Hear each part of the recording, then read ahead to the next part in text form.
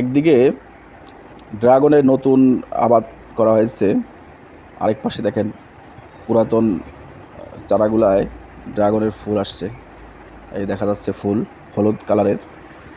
তো নতুন আবার এই পাশে নতুন করে বসানো হয়েছে। এক একটা পিলারে, সিমেন্টের পিলার এগুলো, এই পিলারগুলো 5 ফিট উচ্চতা। এর মাথায় টায়ার সেট করা হবে পরবর্তীতে। এক একটা পিলারের ভিতরে পিলার তো চৌকা, তো প্রত্যেক পাশে একটা করে চারা দেওয়া হয়েছে, চারপাশে 4টা চারা।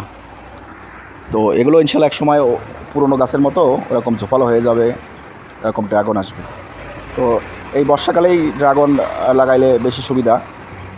তবে এই ড্রাগনগুলোর কাটিং আরও 3 মাস আগে করা হয়েছিল। কাটিংয়ের থেকে একটু চারা হয়ে শিকড় যখন হয়েছে তখন আনি এখানে এই যে জমিতে সেট করা হয়েছে। বিধায় এখন মরার কোনো সম্ভাবনা নাই। নতুন করে কুশি ছাড়তেছে ড্রাগনের এই ডালগুলায়। তো এবং জমি পরিষ্কার করে নেওয়া হয়েছে আগের থেকে। যে ড্রাগনের ফুল আসছে কত সুন্দর দেখতে, ঝোপালো। এভাবে টায়ার দিয়ে করলে সবচেয়ে বেনিফিট বেশি আসে। ডালগুলো যত কাটিং করা হয় তত নতুন কুশি ছাড়ে। সকলকে ধন্যবাদ। আসসালামু আলাইকুম।